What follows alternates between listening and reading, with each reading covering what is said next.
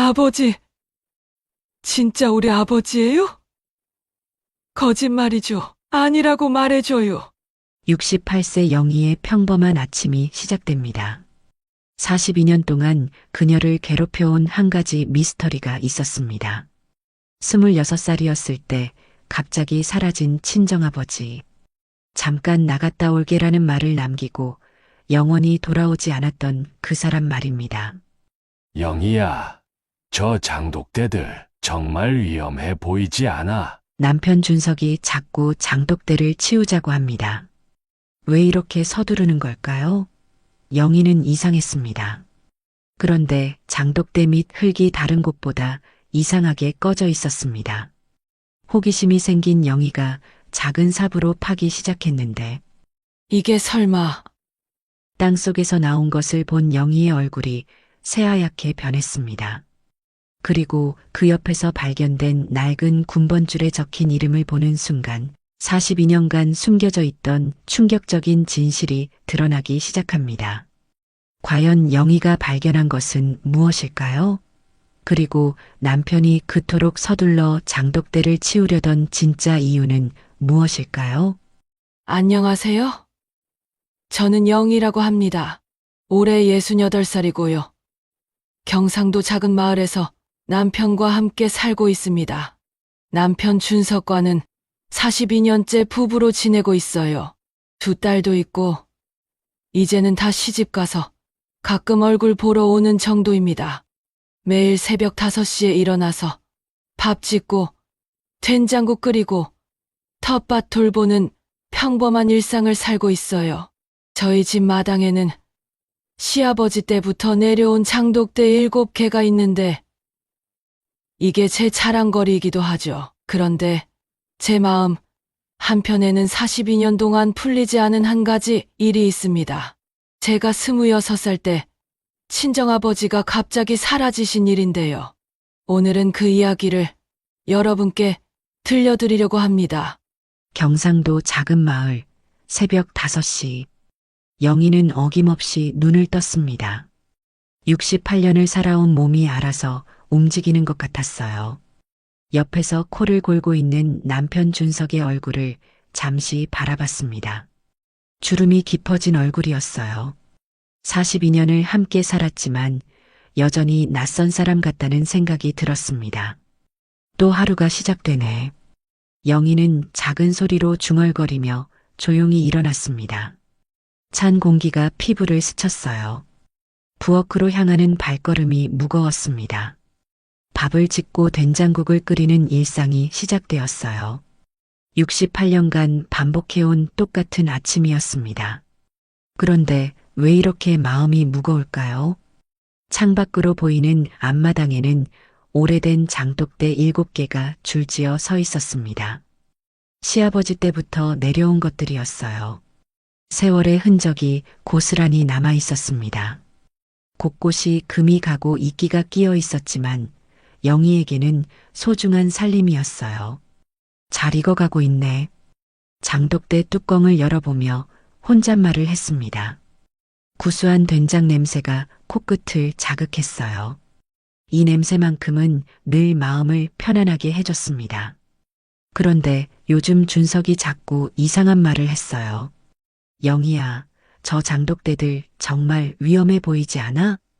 어제도 그런 말을 했습니다. 낡았으니까 치워버리자고요. 영희는 고개를 저었어요. 아직 쓸만한데 왜 그러는지 이해할 수 없었습니다. 준석이 원래 아까운 걸 모르는 성격도 아닌데 말이에요. 텃밭으로 발길을 돌렸습니다. 가을 배추가 통통하게 자라고 있었어요. 김장철이 다가오고 있었습니다. 배추에 물을 주면서 영희의 마음속에는 늘 같은 생각이 떠올랐어요. 친정아버지 김태호. 42년 전 영희가 26살이었을 때 아버지는 갑자기 사라졌습니다. 잠깐 나갔다 올게. 그게 아버지가 하신 마지막 말이었어요. 그 뒤로는 소식이 끊겼습니다. 영희의 가슴 한편이 아려왔어요.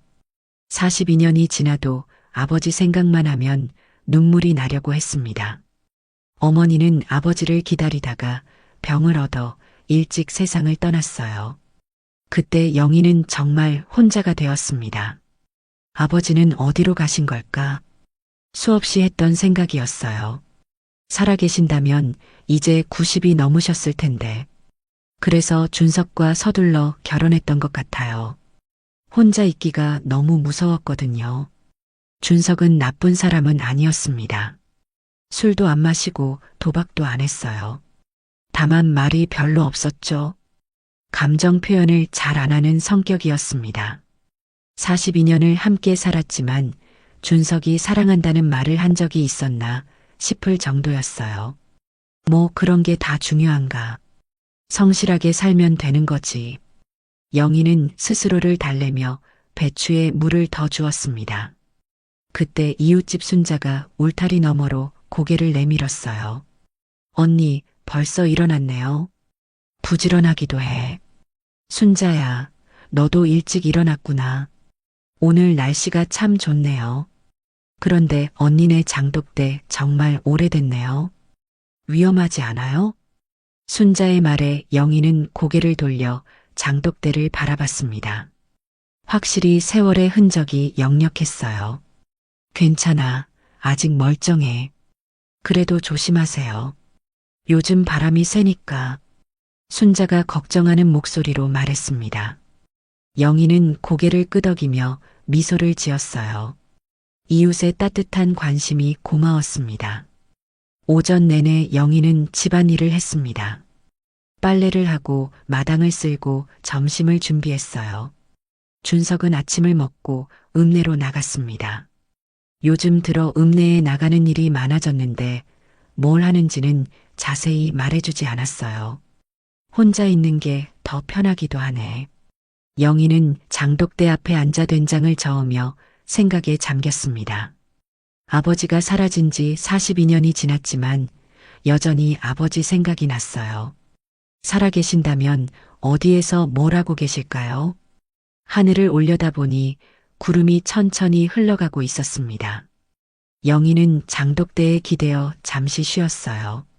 평화로운 오후였습니다. 그때만 해도 영희는 알지 못했어요. 이 평화로운 일상이 곧 산산조각 날 거라는 걸 말이에요. 다음 날 아침 영희는 평소보다 일찍 잠에서 깼습니다. 밤새 이상한 꿈을 꾸었거든요.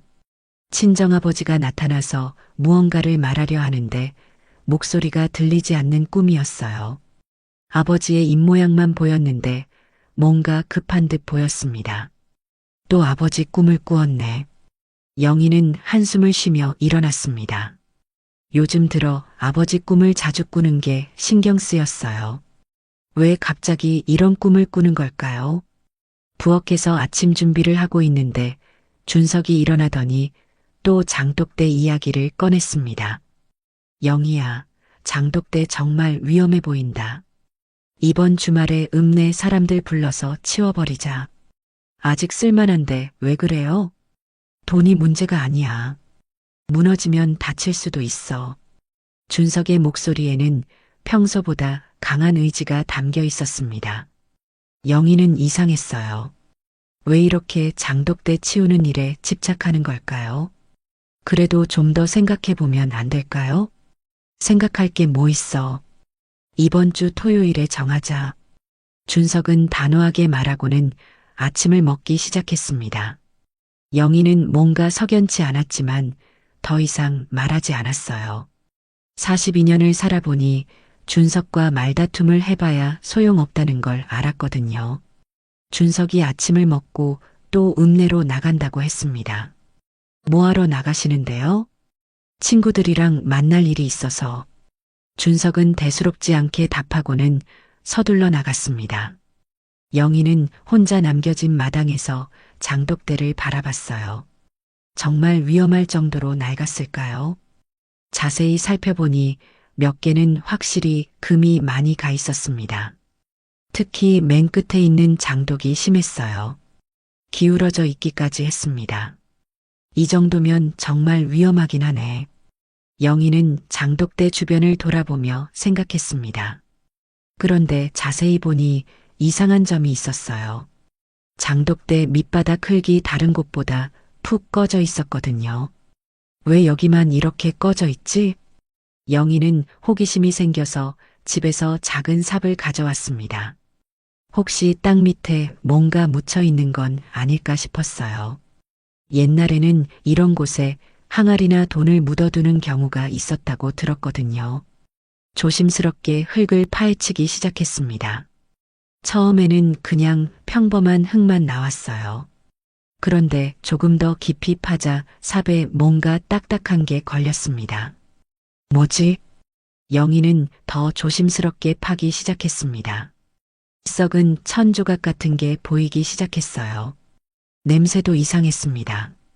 곰팡이 냄새 같은 게 났거든요. 이상하네. 계속 파다 보니 뭔가 동그란 것이 나타났습니다. 처음에는 돌인 줄 알았어요. 그런데 자세히 보니 돌이 아니었습니다. 형태가 너무나 익숙했거든요. 이게 설마 영희의 손이 떨리기 시작했습니다. 그건 두개골이었어요. 사람의 머리뼈였습니다.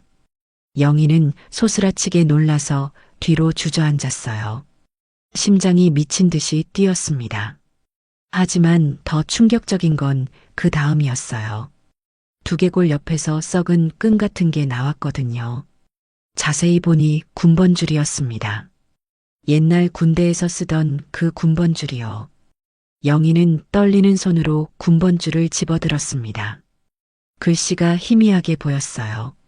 간신히 읽을 수 있었습니다.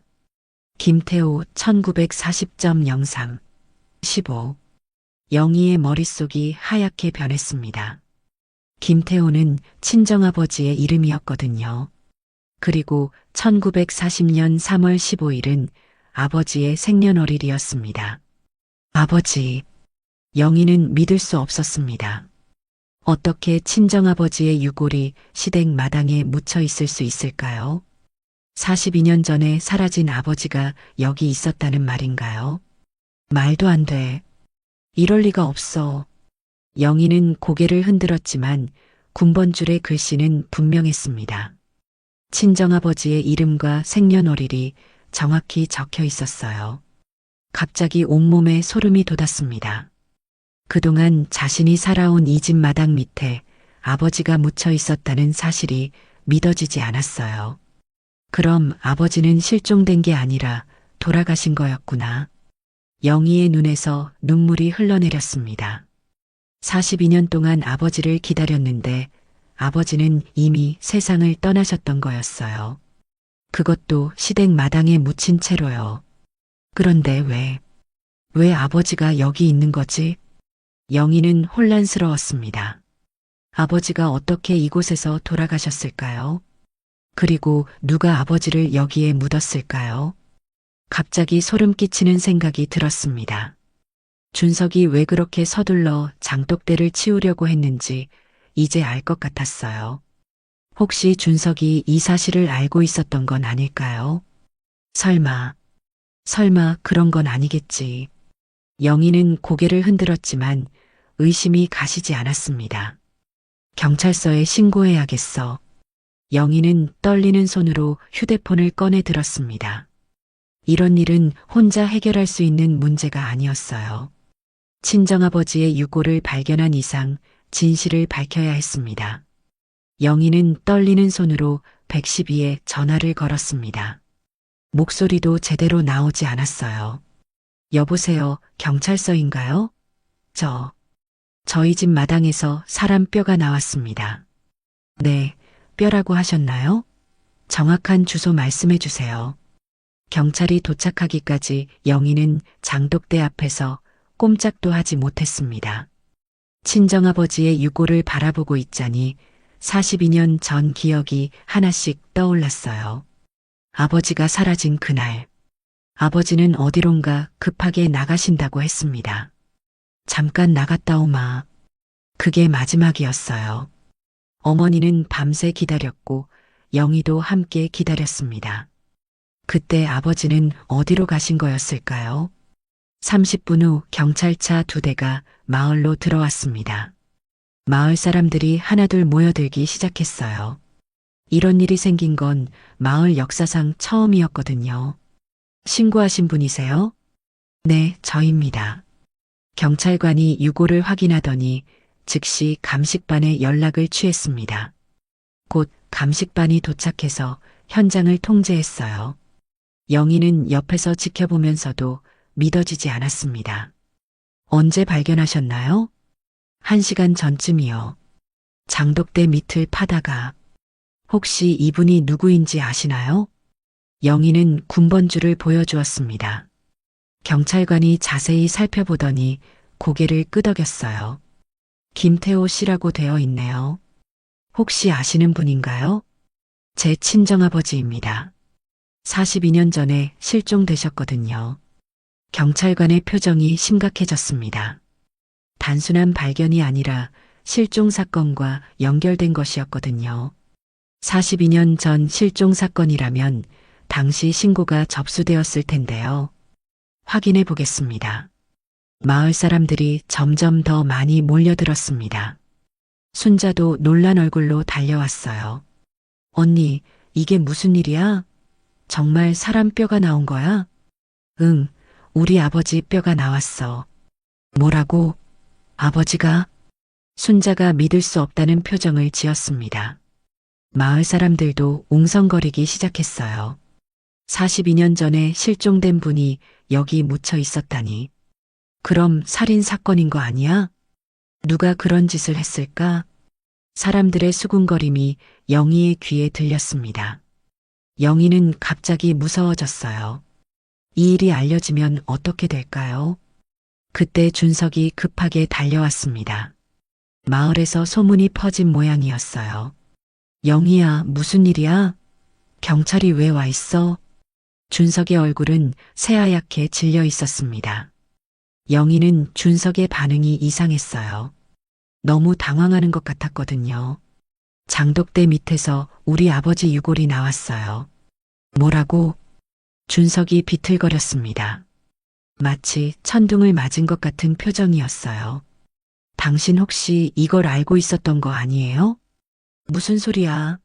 내가 어떻게 알아? 준석이 소리를 질렀습니다. 평소에 조용한 준석이 이렇게 큰 소리를 내는 건 처음 봤어요. 영희는 더욱 의심스러웠습니다. 경찰관이 준석에게 다가왔습니다. 혹시 남편분이세요? 몇 가지 여쭤볼 게 있는데요. 네, 뭐든지 물어보세요. 이 집이 언제부터 댁 소유였나요? 제 아버지가 42년 전에 사셨습니다. 그럼 42년 전에는 댁 아버지가 살고 계셨겠네요. 네, 그렇습니다. 경찰관이 수첩에 뭔가를 적었습니다. 영희는 준석의 대답을 들으면서 소름이 돋았어요. 42년 전에 시아버지가 이 집에 살고 있었다는 건 친정아버지가 사라진 시기와 정확히 일치했거든요. 혹시 댁 아버지와 고인 사이에 무슨 일이 있었나요? 저는 잘 모르겠는데요. 준석이 더듬거리며 대답했습니다. 영희는 준석이 뭔가 숨기고 있다는 확신이 들었어요. 감식반에서 유골을 수습해 갔습니다. 정확한 사인을 알기 위해 부검을 해야 한다고 했어요. 군번줄과 함께 발견된 다른 유품들도 함께 가져갔습니다. 수사 결과가 나올 때까지 시간이 걸릴 것 같습니다. 혹시 생각나는 게 있으면 언제든 연락 주세요. 경찰이 떠나고 나서도 마을 사람들은 쉽게 흩어지지 않았습니다. 42년 만에 드러난 진실이 너무나 충격적이었거든요. 영희 언니, 괜찮아? 순자가 영희의 어깨를 토닥여 주었습니다. 영희는 눈물이 나올 것 같았어요. 42년 동안 아버지를 기다렸는데 아버지는 여기 계셨던 거야. 언니, 이상하지 않아? 왜 하필 여기에? 순자의 말에 영희도 고개를 끄덕였습니다. 정말 이상했어요. 친정아버지가 왜 시댁 마당에 묻혀 있을까요? 준석은 계속 어쩔 줄 몰라 했습니다. 평소 같으면 이런 상황에서 영희를 달래줬을 텐데 오히려 준석이 더 당황해 하고 있었어요. 여보, 진짜 모르는 거 맞죠? 당연하지. 내가 뭘 안다고. 준석이 또 소리를 질렀습니다. 영희는 뭔가 이상하다고 느꼈어요. 왜 이렇게 예민하게 반응하는 걸까요? 저녁이 되어서야 마을이 조용해졌습니다. 하지만 영희는 잠들 수 없었어요. 친정아버지의 유골이 발견된 충격도 컸지만 준석의 반응이 더 신경 쓰였거든요. 혹시 당신이 뭔가 숨기고 있는 건 아니겠지? 영희는 옆에서 뒤척이는 준석을 바라보며 생각했습니다. 42년 전의 진실이 무엇인지 이제부터라도 제대로 알아봐야겠다고 다짐했어요. 이틀 후 영희는 혼자서 친정 마을로 향했습니다. 준석에게는 말하지 않았어요. 요즘 준석의 행동이 너무 이상해서 믿을 수가 없었거든요. 42년 전 아버지가 사라진 그날의 진실을 알아내야 했습니다. 친정 마을은 예전보다 많이 변해 있었습니다. 새로운 건물들이 들어서고 옛날 집들은 대부분 사라졌어요. 영희가 어릴 때 살던 집도 이미 철거되어 주차장이 되어 있었습니다. 세월이 참 많이 흘렀구나. 영희는 옛날 집터를 바라보며 한숨을 쉬었습니다. 어머니와 아버지의 추억이 깃든 곳인데 이제는 흔적도 없었어요. 마을 어귀에서 만난 할머니 한 분이 영희를 알아봤습니다. 어머, 영희 아니냐? 정말 오랜만이네. 안녕하세요. 누구시죠? 나야, 태온의 옆집에 살던 분순이야. 분순 할머니였습니다. 어릴 때 자주 보던 이웃이었어요. 지금은 많이 늙어서 알아보기 힘들었지만요. 할머니, 오랜만입니다. 건강하시죠? 그럭저럭 살고 있지. 그런데 너 왜 왔냐? 무슨 일이라도 있어? 영희는 할머니에게 사정을 설명했습니다. 아버지의 유골이 발견된 이야기를 하자 분순 할머니의 얼굴이 굳어졌어요. 아이고, 그런 일이 있었구나. 그럼 태우가 그때 죽은 거였어. 네, 그런 것 같아요. 할머니, 혹시 아버지가 사라지기 전에 무슨 일이 있었는지 아세요? 분순 할머니가 주변을 둘러보더니 영희를 조용한 곳으로 데려갔습니다. 영희야, 사실 그때 이상한 일이 있었어. 어떤 일이요? 내 아버지가 사라지기 며칠 전에 박명수라는 사람과 크게 싸웠거든. 영희의 심장이 빨리 뛰기 시작했습니다. 박명수는 시아버지의 이름이었어요. 박명수요? 그 사람이 누구죠? 옆마을에 살던 사람인데 땅 문제로 내 아버지랑 다퉜어. 서로 자기 땅이라고 우기면서. 땅 문제라고요? 응, 경계가 애매한 땅이 있었거든. 둘 다 자기 땅이라고 주장했어. 그때 정말 심하게 싸웠다. 영희는 충격을 받았습니다. 친정아버지와 시아버지가 땅 문제로 다퉈다는 사실을 처음 알았어요. 그래서 아버지가 그 사람한테 가신 건가요? 아마 그럴 거야. 내 아버지가 마지막에 하던 말이 이번엔 확실히 해결하고 오겠다였거든. 분순 할머니의 말에 영희는 소름이 돋았습니다. 아버지가 시아버지를 만나러 갔다가 그대로 돌아오지 못한 것 같았어요. 할머니, 그때 박명수가 어떤 사람이었어요? 성격이 좀 거칠었지. 술 먹으면 행패 부리기도 하고 마을 사람들이 다 무서워했어. 영희는 점점 진실에 가까워지고 있다는 걸 느꼈습니다. 하지만 확실한 증거가 필요했어요. 혹시 다른 분 중에 그때 일을 아는 사람이 있을까요? 미자가 있을 거야. 박미자 말이야. 내 친구였잖아. 영희는 미자를 기억했습니다. 어릴 때 단짝 친구였는데 결혼하고 나서는 연락이 끊겼어요. 미자가 아직 여기 살아요? 응, 찾아가 봐. 영희는 분순 할머니에게 고마움을 표하고 미자를 찾아갔습니다. 30년 만에 만나는 옛 친구였어요. 미자는 영희를 보자마자 눈물을 글썽였습니다. 영희야, 정말 오랜만이다. 그런데 왜 갑자기? 영희는 미자에게도 같은 이야기를 했습니다. 미자의 표정이 심각해졌어요. 정말 아저씨 유골이 나왔다고? 응, 미자야. 너 혹시 그때 일 기억나? 미자가 잠시 망설이더니 입을 열었습니다. 사실 나도 이상하다고 생각했어. 내 아버지가 사라진 직후에 박명수가 갑자기 돈이 생겼거든. 돈이 생겼다고? 응, 그전까지는 가난하게 살았는데 갑자기 큰 집도 사고 그랬어. 사람들이 다 이상하게 생각했지. 영희는 충격을 받았습니다. 아버지가 사라진 후에 시아버지가 갑자기 부자가 되었다는 건 우연이 아닐 것 같았어요. 그리고 또 하나 이상한 게 있었어. 뭔데? 박명수 아들이 그때부터 성격이 이상해졌어. 예전에는 밝은 애였는데 갑자기 말수가 없어지고 그랬지. 미자가 말하는 박명수의 아들은 준석을 말하는 거였습니다.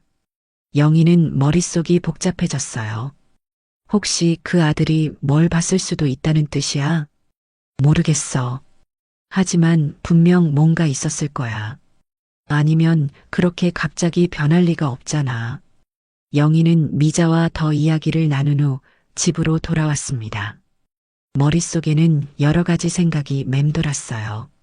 친정아버지와 시아버지의 갈등, 아버지가 사라진 후 시아버지가 갑자기 얻은 돈, 그리고 그때부터 변한 준석의 성격. 설마 준석이 그때 뭔가를 봤던 건 아닐까? 집에 도착했을 때 준석은 마당에서 어슬렁거리고 있었습니다. 무언가 불안해하는 것 같았어요. 어디 갔다 왔어? 친정 마을에 다녀왔어요. 준석의 얼굴이 순간 굳어졌습니다. 거기서 뭐 했어? 아버지 일에 대해 알아보려고요. 그런 옛날 일은 그만 생각해. 이미 지난 일이잖아. 준석의 목소리에는 간절함이 담겨 있었습니다. 마치 영희가 더 이상 알아보지 않기를 바라는 것 같았어요. 당신 정말 그때 일을 모르는 거 맞아요? 당연하지. 내가 뭘 안다고 그래. 준석이 또 큰 소리를 냈습니다. 영희는 확신했어요. 준석이 뭔가 숨기고 있다는 걸 말이죠. 그날 밤 영희는 잠들 수가 없었습니다. 미자에게서 들은 이야기가 머릿속을 떠나지 않았거든요. 시아버지가 아버지 실종 후에 갑자기 돈을 벌었다는 것. 그리고 준석이 그때부터 성격이 변했다는 것. 이 모든 게 우연일 수는 없었어요. 새벽 3시쯤 영희는 조용히 일어났습니다. 준석은 깊이 잠들어 있었어요. 영희는 슬리퍼를 신고 살금살금 집안을 돌아다녔습니다. 뭔가 단서가 있을지도 모르거든요. 창고로 향했습니다. 오래된 물건들이 가득 쌓여 있었어요. 시아버지가 살던 시절부터 있던 것들이 대부분이었습니다. 영희는 손전등을 켜고 하나씩 살펴보기 시작했어요. 뭔가 있을 거야, 분명히.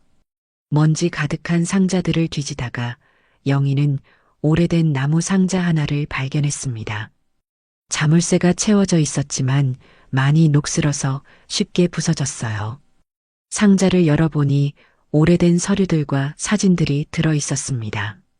대부분 시아버지 박명수의 것들이었어요. 그런데 그 안에서 영희는 충격적인 것을 발견했습니다.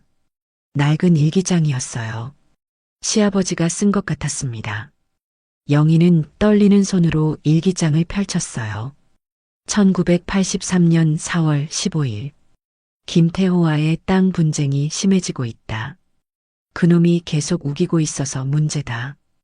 영희의 심장이 빨리 뛰기 시작했습니다. 친정아버지 이름이 나와 있었거든요. 1983년 4월 20일. 김태호가 또 찾아왔다. 이번에는 법적으로 해결하겠다고 협박까지 했다. 참을 수가 없다.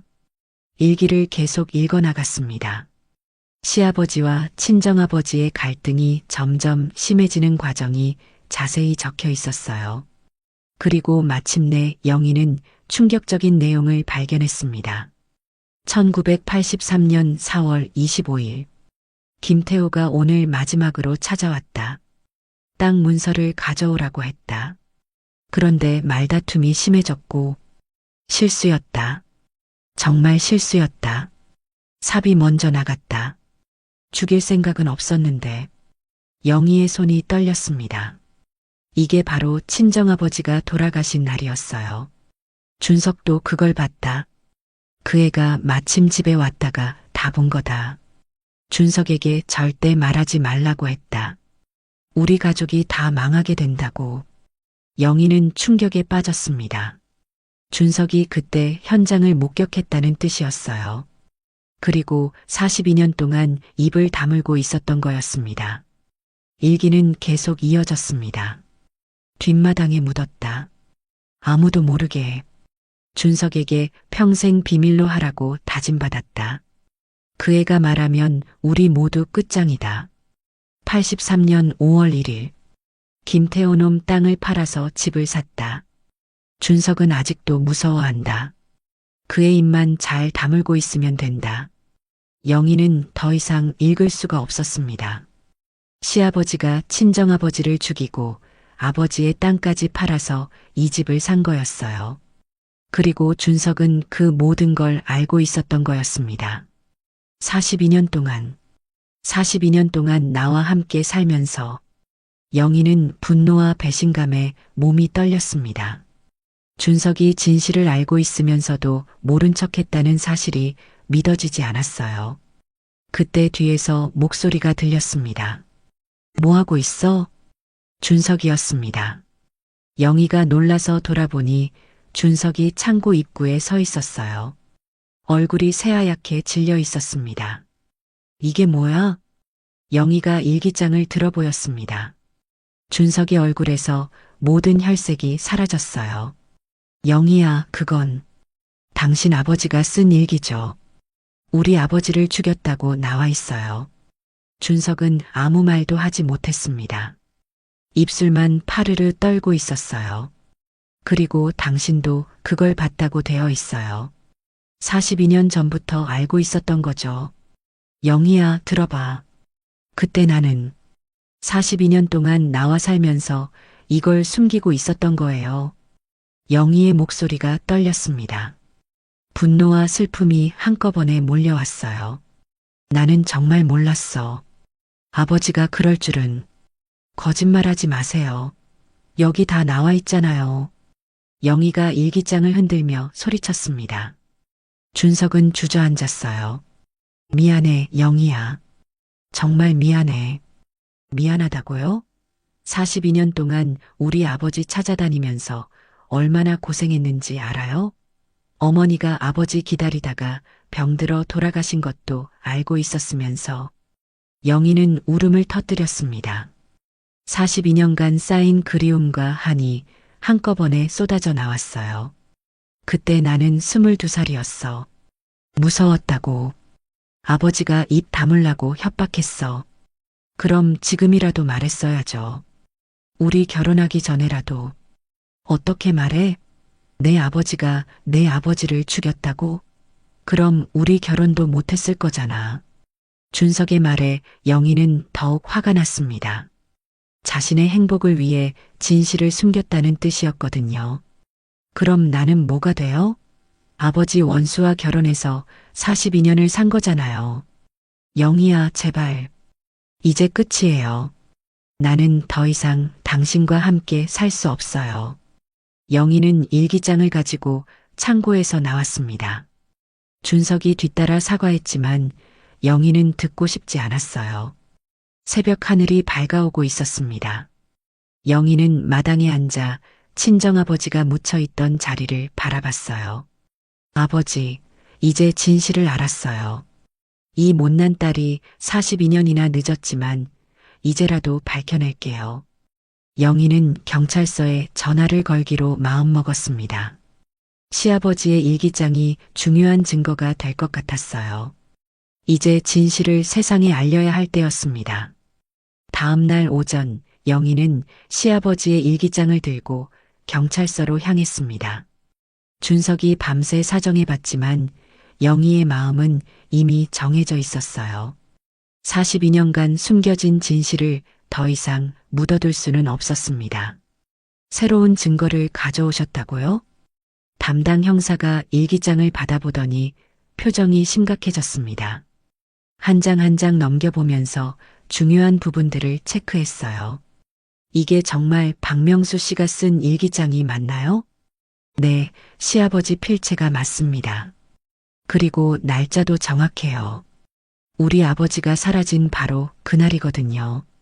형사는 일기장을 증거물로 접수하고 정식 수사에 착수하겠다고 했습니다. 비록 시아버지는 이미 세상을 떠났지만 진실을 밝히는 것은 중요했어요. 남편분도 조사가 필요할 것 같습니다. 증거 은닉 혐의가 있거든요. 영희는 고개를 끄덕였습니다.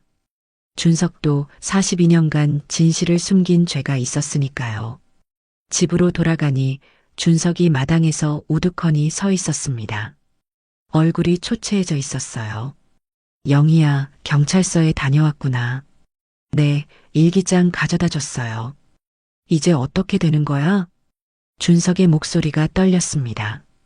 42년간 숨겨왔던 비밀이 드러날 것이 두려운 것 같았어요. 당신도 조사받게 될 거예요. 증거를 숨긴 죄로요. 영희야, 나는 정말 이제 그만해요. 변명은 듣고 싶지 않아요. 영희는 방으로 들어가서 짐을 싸기 시작했습니다. 더 이상 이 집에서 준석과 함께 살 수는 없었어요. 그때 큰딸 수진에게서 전화가 왔습니다. 엄마, 아버지한테서 연락받았어요. 무슨 일이라도 있었나요? 영희는 딸에게 모든 사실을 털어놓았습니다. 친정아버지의 유골이 발견된 것부터 시아버지의 일기장까지 말이에요. 뭐라고요? 할아버지가. 왜 할아버지를? 그래, 그리고 내 아버지는 그걸 알고 있었어. 전화 너머로 수진의 한숨소리가 들렸습니다. 엄마, 어디 계실 거예요? 일단 순자네 집에 있을 거야. 너희들한테는 미안하지만 엄마는 더 이상 아버지와 함께 살 수 없어. 알겠어요, 엄마. 엄마 마음 이해해요. 수지는 동생 미영에게도 연락하겠다고 했습니다. 아이들이 이 사실을 알게 되면 얼마나 충격을 받을까 싶었지만 언젠가는 알아야 할 일이었어요. 영희가 짐을 싸고 있을 때 마을 사람들이 하나둘 찾아왔습니다. 소문이 퍼진 모양이었어요. 영희야, 정말 그런 일이 있었던 거야? 순자가 믿을 수 없다는 표정으로 물었습니다. 응, 시아버지 일기장에 다 나와 있어. 아이고, 그럼 준석도 알고 있었다는 거야? 42년 동안 숨기고 있었어. 마을 사람들은 웅성거렸습니다. 누구도 이런 일이 일어날 줄은 몰랐어요. 그런데 영희야, 너는 어떻게 할 거야? 이혼할 거야? 더 이상 함께 살 수 없어. 영희의 말에 사람들은 놀랐지만 이해한다는 표정이었어요. 이런 상황에서 함께 사는 것은 불가능했으니까요. 저녁에 두 딸이 급하게 내려왔습니다. 둘 다 충격을 받은 표정이었어요. 아버지는 어디 계세요? 방에 들어가 계셔. 나오지도 않고 있어. 수진이 아버지 방으로 들어갔습니다. 한참 후에 나왔는데 얼굴이 굳어 있었어요. 아버지가 모든 걸 인정하셨어요. 그래, 42년간 괴로웠다고 하시네요. 매일 죄책감에 시달렸다고. 지금 와서 무슨 소용이야? 영희는 차가운 목소리로 말했습니다. 42년간의 배신감이 하루아침에 사라질 수는 없었어요.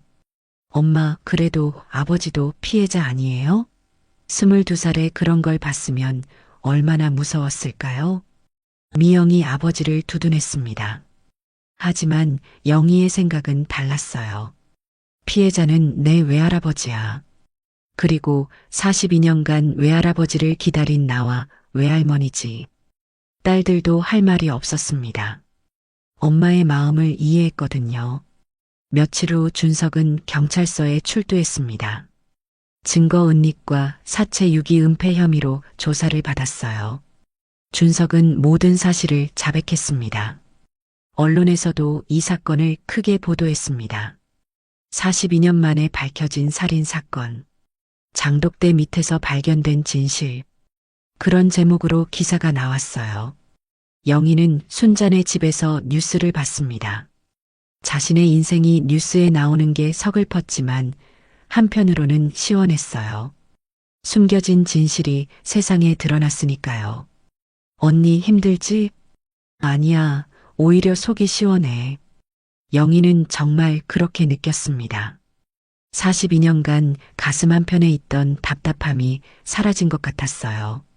친정아버지의 유골은 정식으로 인도받아 고향 선산에 모셨습니다. 장례식에는 많은 사람들이 참석했어요. 42년 만에 치르는 아버지의 장례였습니다. 아버지, 이제야 편히 쉬세요. 딸이 늦었지만 진실을 밝혀냈어요. 영희는 아버지 무덤 앞에서 울었습니다. 42년간 품어왔던 그리움과 한이 모두 터져 나왔어요. 준석은 장례식에 오지 않았습니다. 올 자격이 없다고 생각하는 것 같았어요. 영희도 준석이 오지 않기를 바랐습니다. 장례를 마치고 돌아오는 길에 영희는 새로운 다짐을 했습니다. 이제 진실을 밝혔으니 새로운 인생을 시작해야겠다고 말이에요. 68세의 나이가 늦다고 생각할 수도 있지만 진실을 아는 것만으로도 충분히 의미가 있었습니다. 2달 후 영희는 법정에 서 있었습니다. 준석의 재판이 열리는 날이었어요. 영희는 증인으로 출석했습니다. 42년간 함께 산 남편을 법정에 세운다는 게 쉬운 일은 아니었지만 친정아버지를 위해서는 반드시 해야 할 일이었어요. 증인은 피고인과 어떤 관계입니까? 42년간 부부로 살았습니다. 피고인이 사건에 대해 알고 있었다는 사실을 언제 알았습니까? 2달 전에 시아버지의 일기장을 발견하고 나서입니다. 영희는 떨리는 목소리로 증언했습니다. 법정 안은 조용했어요. 방청석에는 마을 사람들과 기자들이 앉아 있었습니다. 준석은 피고인석에 앉아 고개를 숙이고 있었습니다. 예전에 당당했던 모습은 찾아볼 수 없었어요. 머리는 새하얗게 새었고 얼굴은 많이 야위어 있었습니다. 피고인에게 묻겠습니다.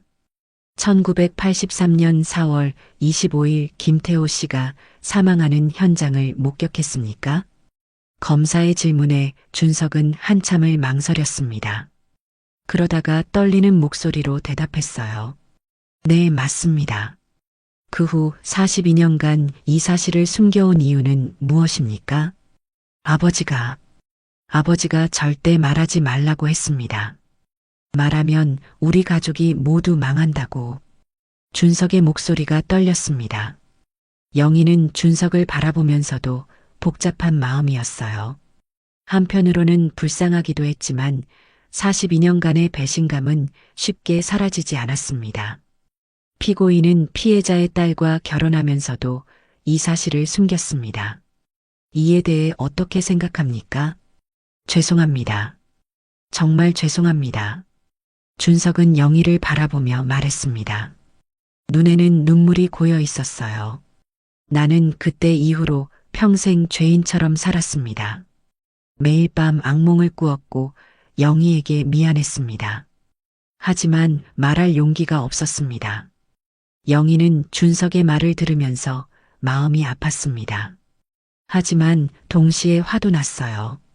용기가 없었다는 게 42년간 거짓말을 한 이유가 될 수는 없었거든요.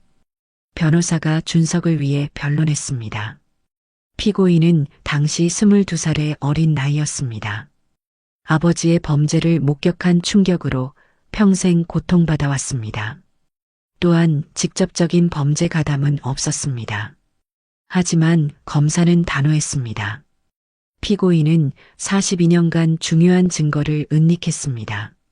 이로 인해 정의 실현이 42년이나 지연되었습니다. 무엇보다 피해자 가족에게 씻을 수 없는 상처를 주었습니다. 재판은 하루 종일 계속되었습니다. 여러 증인들이 나와서 증언했어요.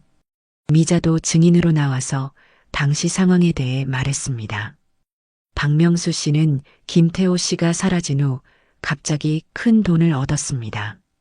마을 사람들 모두 이상하게 생각했어요. 그때 준석의 행동은 어땠습니까? 갑자기 말수가 없어졌어요.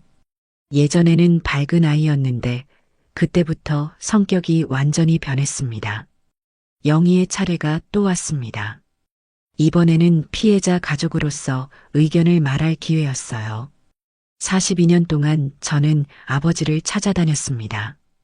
어머니는 아버지를 기다리다가 병들어 돌아가셨어요. 그런데 제 남편이 그 진실을 알고 있으면서도 숨기고 있었다는 사실이 받아들이기 어렵습니다. 영희의 목소리가 떨렸습니다. 법정 안은 숙연해졌어요. 저는 남편을 용서할 수 없습니다. 하지만 법이 정의롭게 판단해 주시기를 바랍니다. 재판장이 최종 변론을 마무리하고 판결 날짜를 정했습니다. 일주일 후였어요. 법정을 나서면서 준석이 영희에게 다가왔습니다. 영희야, 할 말 없어요? 영희는 준석을 외면했습니다. 이제 와서 무슨 말을 해도 소용없었어요. 그래도 한마디만. 됐어요.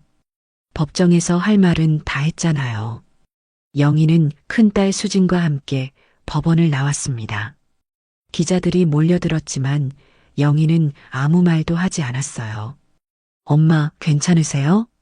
응, 괜찮아. 이제 끝이 보이잖아.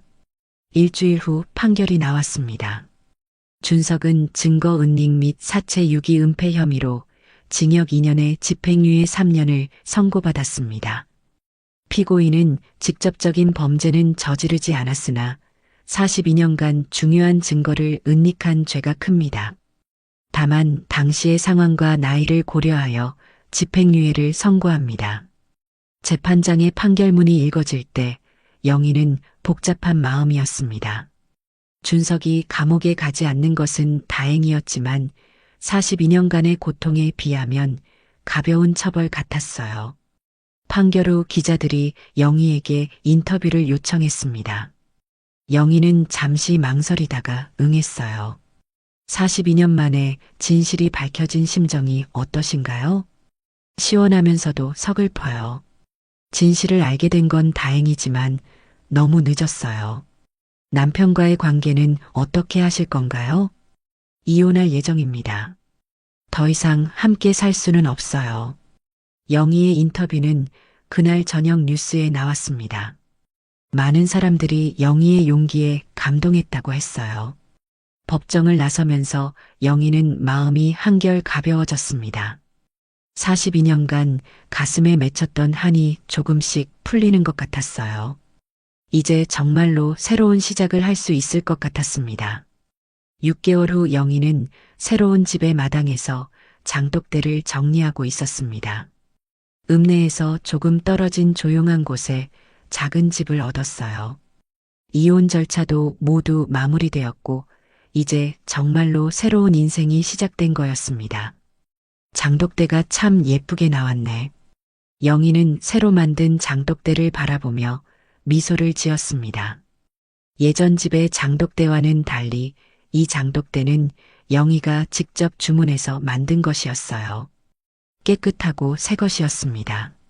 마당 한편에는 작은 화분이 하나 놓여 있었습니다.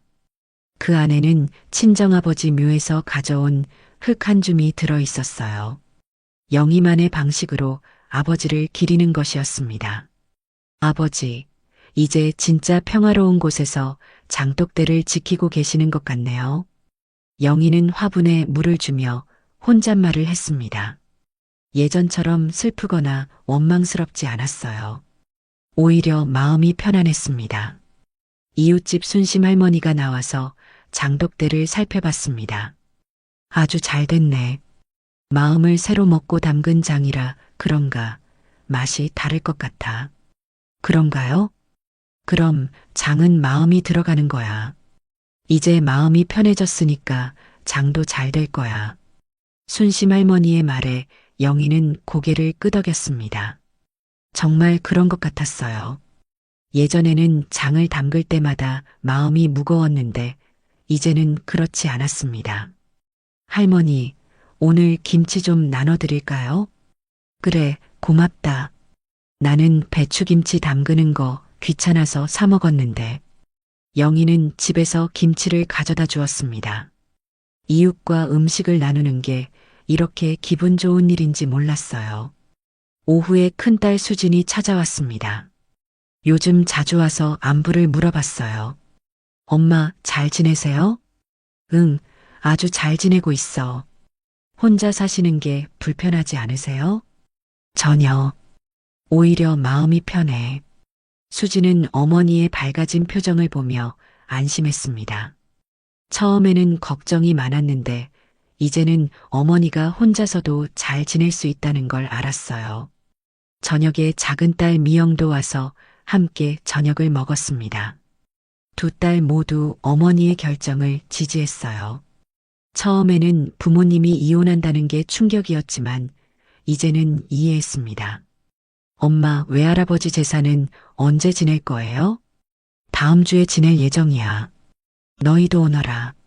네, 꼭 갈게요. 영희는 친정아버지의 제사를 제대로 지내기로 했습니다. 42년 동안 못 지낸 제사를 이제라도 정성껏 지내고 싶었어요. 며칠 후 마을 여성들과 함께 김장을 했습니다. 순심 할머니가 주선해 준 일이었어요.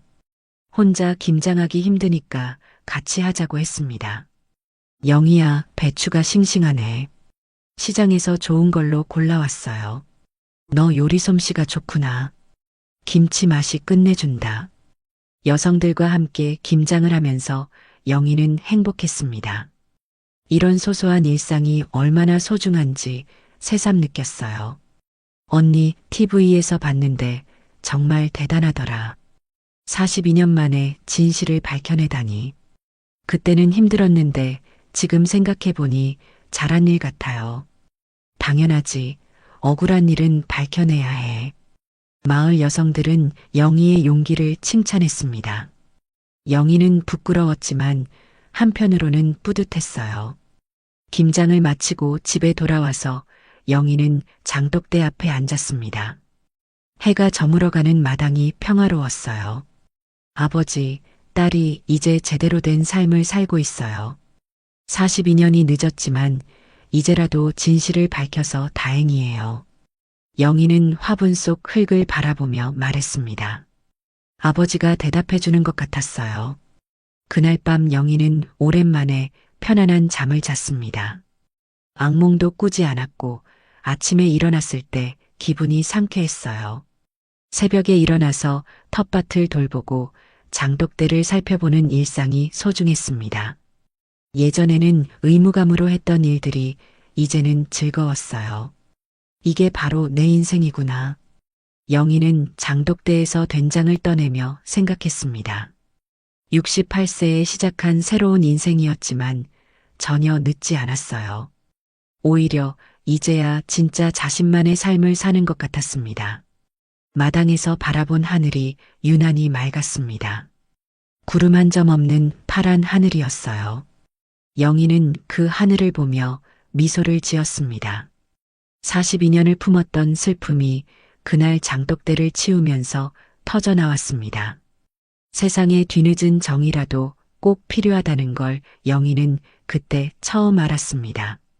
그리고 진실을 밝힌 용기가 새로운 삶을 선물해 주었다는 것도 말이에요. 이제 영희의 장독대는 더 이상 비밀을 숨기지 않습니다. 깨끗하고 정직한 장독대에서 맛있는 장이 익어가고 있었어요. 그 장만큼이나 영희의 인생도 이제 진짜 깊은 맛을 내기 시작했습니다. 오늘 이야기는 여기까지입니다. 영희의 이야기를 통해 우리는 진실을 숨기는 것이 얼마나 많은 사람에게 상처를 주는지 알 수 있었습니다. 42년 동안 아버지를 기다린 영희와 어머니의 고통, 그리고 진실을 알고도 침묵했던 준석의 괴로움까지 말이에요. 하지만 영희가 보여준 용기도 인상 깊었습니다. 68세의 나이에도 진실을 밝히기 위해 나선 그 용기 말입니다. 늦었다고 생각할 수도 있지만 진실은 언제든 밝혀져야 하고 새로운 시작은 나이와 상관없이 가능하다는 것을 보여줬죠. 우리 주변에도 숨겨진 진실들이 있을 수 있습니다.